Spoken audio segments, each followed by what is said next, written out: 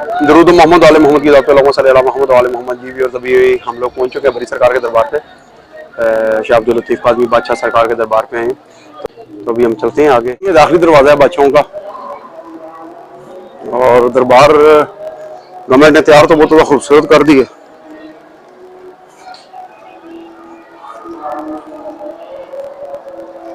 काफ़ी अच्छा खूबसूरत दरबार के सेम वगैरह तैयार किए इन्होंने। और ये अंदर से दरबार के हालात हैं, काफ़ी खूबसूरत बनाया हुआ दरबार को अंदर से। मैं दरबार के अंदर दाखिल हो चुका हूँ और दरबार माशाल्लाह काफ़ी ज़्यादा खूबसूरत है। और ये दरबार आप मेरे पीछे देखें, ये वो दरबार है जहाँ पे 24 घंटे ज़ायरीन का तांता बंधा रहता है और लोग बड़ी अकीदत से आते हैं।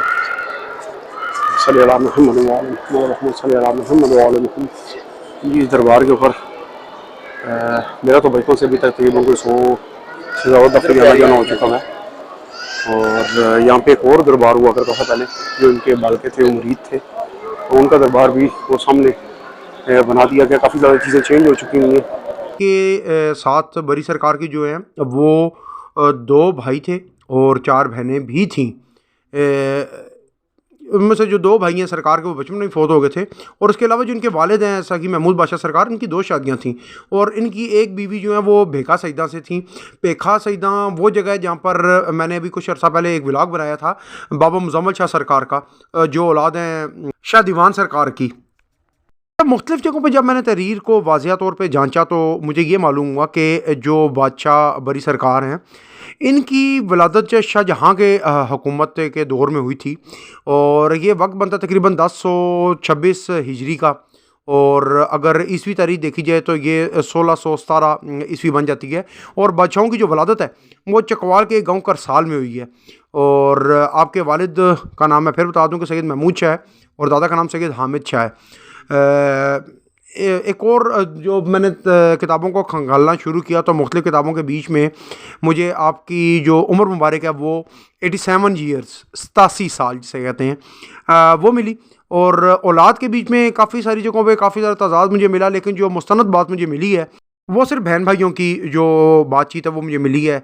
आपका नाम सैयद अब्दुल लतीफ़, आपके भाई का नाम सैयद शाहजहाँ मोहम्मद और सबसे छोटे भाई जो हैं उनका नाम शाह दरवेश मोहम्मद था। और जो आपके दोनों भाई हैं ना, ये बचपन में ही अल्लाह को प्यारे हो गए थे। किसी जगह पे इनकी 1 साल उम्र रखी है, किसी जगह पे 2 साल, किसी जगह पे 3 साल। अभी जो मैं आपको बात बताने लगूँ ना, ये हम लोगों तक तो अपने बुज़ुर्गों से सीना ब सीना बातें चलती हुई पहुँची हैं। लेकिन ये मुस्तनद किताबों में लिखी हुई हैं, बहुत सारी मुस्तनद किताबों में ये बातें लिखी हुई हैं जो मैं आपके गोश गुजार कर देता हूँ कि जो बादशाहों के वालिद थे ना सकी महमूद बादशाह सरकार, इनका ताल्लुक भी सईदा कसरां से था। शाहजैन बादशाह सरकार वाली लड़ी, हम सारा वही ख़ानदान है। तो ये चूँकि सईदा कसरां में बादशाहों की जायदाद वगैरह को कोई तनाज़ा था, इसलिए आप ये चकवाल का इलाका, सईदा कसरां और करसाल का इलाका छोड़ के ना तो आप यहाँ पर आ गए थे रावलपिंडी के बीच में। और जिस जगह पर आपने आके अपनी सुकूनत इख्तियार की थी उस जगह का नाम है बाग कलां, जो आज जदीद दौर के बीच में अपारा के नाम से मशहूर है। और जो बादशाहों की शादी हुई थी वो बीबी दामन बिनते नूर मोहम्मद एक बीबी हैं जिनसे आपकी शादी हुई थी। मैंने आपको पहले भी बताया है कि बादशाहों की औलाद के बीच में काफ़ी ज़्यादा तजाद पाया जाता है, लेकिन बहुत सारे मकौलों के बीच में बादशाहों की सिर्फ एक बेटी बयान की जाती है जिनका नाम मकबूल खातून था। तो ये भी बताया जाता है कि वो 1 साल की जब थी वो तब भी फौत हो चुकी थी। अब आपने देखा है मेरे पीछे बाबा जी सरकार का दरबार मौजूद है और दरबार की तमीज़ तो काफ़ी अच्छी होगी।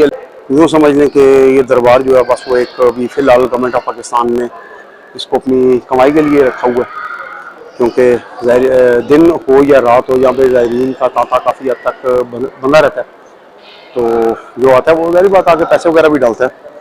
तो इस हिसाब से अगर देखा जाए तो गवर्नमेंट ऑफ पाकिस्तान का जो महकमा औकाफ है वो अच्छी खासी कमाई इस्लामाबाद शहर के बीच में इस दरबार से ले रहा है और जितना उन्होंने लगाया उससे 4 गुना हासिल कर रहे हैं।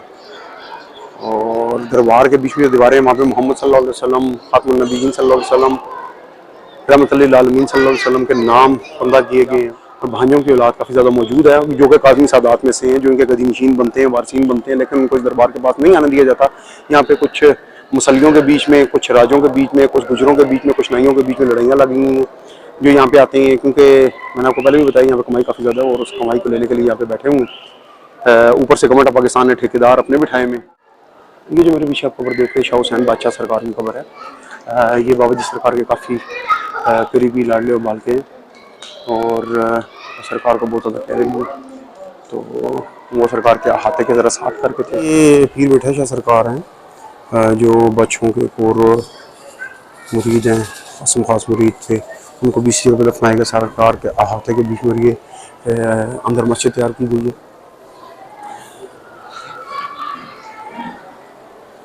दरबार के 4 दरवाजे नए बने, जिनमें से एक दरवाजे से मैं दाखिल हुआ। एक मेरे पीछे आप देख रहे हैं, एक उस साइड पे और एक इस साइड पे, यानी कि मशरिक़ मग़रिब शुमाल जनूब चारों साइडों पे एक एक दरवाज़ा मौजूद है।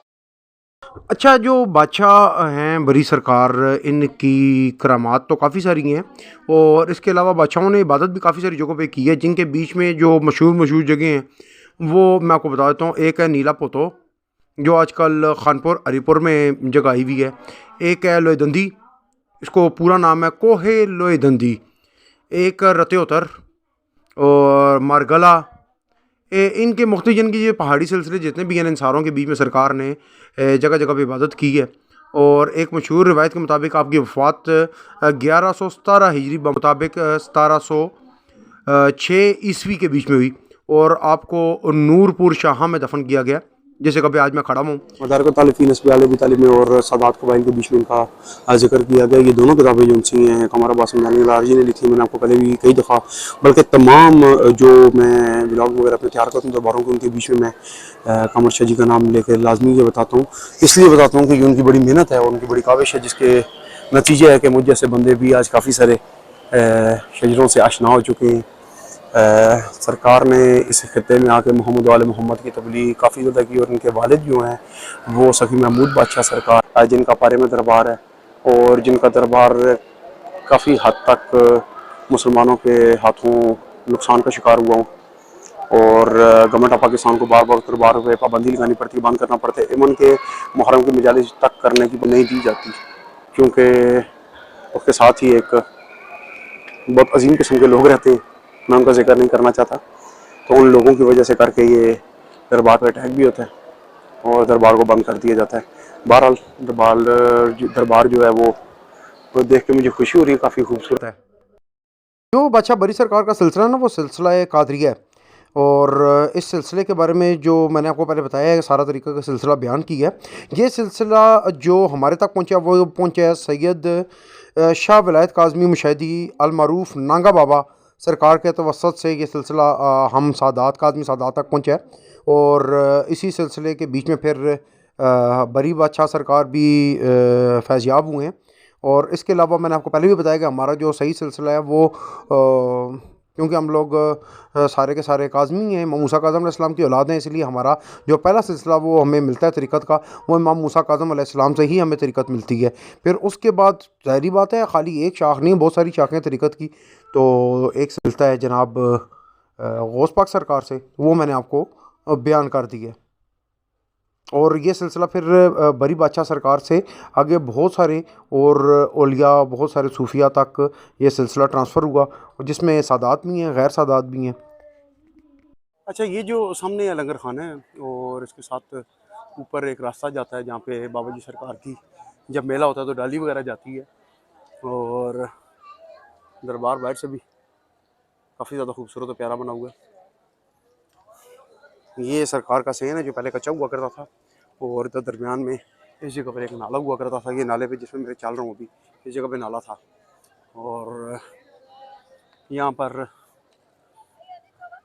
लोग आया करते थे उस टाइम काफ़ी ज़्यादा तादाद में, लेकिन आज मैं उतनी तादाद लोगों की नहीं देख रहा, हालांकि वीकेंड है, लेकिन उतनी तादाद लोगों की यहाँ पर। सिक्योरिटी रिस्क की वजह से पिछले कई साल से दरबार के ऊपर मेला रुक चुका हुआ है, लेकिन जो जुलूस और अज़ादारी हैं और मजालिस का सिलसिला है, अल्हम्दुलिल्लाह वो नहीं रुक सका। जो शरपसंद से उनकी कोशिश तो यही थी कि ज़िक्र मोहम्मद वाले मोहम्मद को रोका जाए, लेकिन ये उनके बस की बात नहीं है, क्योंकि ज़िक्र मोहम्मद वाले मोहम्मद वो उसको रोकने वाले और चलाने वाले सिर्फ मोहम्मद वाले मोहम्मद ही हैं। अब देख रहे हैं सारा लंगर खाना है और सामने बाबा जी सरकार का दरबार है दूर से अगर दरबार को देखा जाए तो बिल्कुल ही रसूलुल्लाह सल्लल्लाहु अलैहि वसल्लम के रोज़े की शबीह है। माशाल्लाह काफ़ी खूबसूरत दरबार तैयार किया और उसके पीछे का जो अगर आप मंज़र देखें तो जो पहाड़ियाँ हैं वो इसको और खूबसूरत बनाती हैं इस मंज़र को। ख़ासकर जब बारिश ताज़ी-ताज़ी हो, बारिश के बाद अगर आप इसको देखें तो काफ़ी दीदा देब मंज़र होता है। काफ़ी खूबसूरत ये जगह नज़र आती है। अब तो वक़्त के साथ सारा कुछ ही तब्दील हो चुका है। जी, मैं अभी बड़ी सरकार दरबार के सामने जो बाज़ार है उसके बीच में मौजूद हूँ और आप मेरे पीछे काफ़ी सारे स्टॉल और दुकानें वगैरह देख रहे हैं। काफ़ी खूबसूरत और प्यारी-प्यारी दुकानें हैं। यहाँ पर काफ़ी ज़्यादा सामान मिलता है, काफ़ी सारी चीज़ें मिलती हैं जो आप लोग आराम सुकून से ले सकते हैं। कुछ पंजाबियों की दुकानें, कुछ पठानों की दुकानें, कुछ कश्मीरियों की, कुछ सिंधियों की, सारी कौमें यहाँ पे आके आबाद हैं क्योंकि ये इस्लामाबाद है। Second beautiful capital of the world. चूड़ियाँ वगैरह बच्चों के लिए काफ़ी सारा सामान मौजूद है।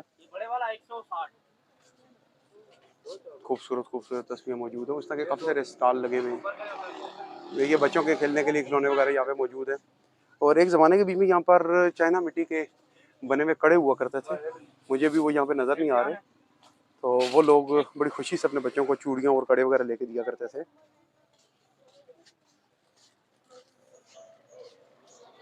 इसी तरह एक और दुकान पे भी जाते हैं। जी, ये है, ये सामने पकौड़े समोसे भी तैयार हैं, जिसने ऐसा करवाना हो यहाँ से लेके खा ले।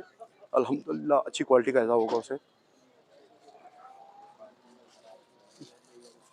हाँ, ये जिन बैंगल्स की मैं बात कर रहा था वो ये वाली बैंगल्स हैं जो तैयार हुई होती थी बड़ी खूबसूरत सी। ये ये बड़े साइज़ की भी हैं, छोटे साइज़ की भी यहाँ पे मौजूद हैं और बड़े खूबसूरत किस्म के स्टॉल लगे हुए हैं। और यहाँ से बादशाहों के दरबार का व्यू आप दोबारा करेंगे, काफ़ी ज़्यादा खूबसूरत नज़र आ रहा है। ये लाइन में काफ़ी सारी आपको दुकानें मिलेंगी और कुछ दुकानों पे आपको काफ़ी ज़्यादा नायाब चीज़ें भी मिल सकती हैं। इस तरीके से ये बाज़ार काफ़ी दूर तक चलता जाता है और इस बाज़ार के एंड पे देगों वाले बैठे हुए हैं जो कि मैं आपको दिखाऊंगा। ये मैं गुजारिश करूंगा कि यहाँ से देख लेने से बेहतर है कि अगर आप पिंडी या इस्लामाबाद के किसी और इलाके में से गुजरते हुए देखें अपनी बनवा के वहीं से ख़रीद के गाड़ी के बीच में लोड करवा लें, वो ज़्यादा बेहतर है क्योंकि यहाँ पे जो ये देगे बनाने वाले हैं या तो ये चावल के बीच में आपसे 2 नंबरी करेंगे, चावल इनके कच्चे होंगे और दूसरा ये है कि वज़न पूरा नहीं होता। तीसरा ये है कि ये चावलों को धोने का भी निज़ाम नहीं करते और चौथा कि चावलों की सफाई का भी कोई निज़ाम नहीं होता, बीच में पत्थर कंकर वगैरह उसी तरह से मौजूद होते हैं। हमने देगों वाले बैठे में और ये सारी लाइन जो आगे तोड़ तोड़ चल रही है ये देगों वाले हैं यहाँ से आगे और इंतहाई माशाल्लाह लोग हैं। मैं अपनी ज़ुबान से इनकी ज़्यादा तारीफ़ बयान नहीं कर सकता, ना मेरे अंदर इतनी अहलियत है कि अपनी ज़ुबान में इतनी ज़्यादा इनकी तारीफ़ बयान करूँ क्योंकि नौसरबाजी अगर कहीं पे शुरू होती है तो वो ये लोग ख़त्म होती है तो इन्हीं लोगों पे, देगों वालों पे। मैं यकीन करता हूँ कि आपको आज का व्लॉग पसंद आया होगा। बाबा जी सरकार के दरबार पर जो चीज़ आपको दिखा सकते थे वो दिखाई है और नेक्स्ट टाइम मेरी कोशिश है कि मैं ऊपर लोईदंदी जो बाबा जी सरकार की चिलागाह है और उसके पीछे एक और चिलागाह है वहाँ पर भी आपको लेके जाऊँ, लेकिन वक्त मिलने की बात है। जैसे ही वक्त मिलेगा मैं इंशाल्लाह आपको साथ साथ उन जगहों पे लेके जाता जाऊँगा। तब तक के लिए हमें इजाज़त दें। अल्लाह हाफ़िज़।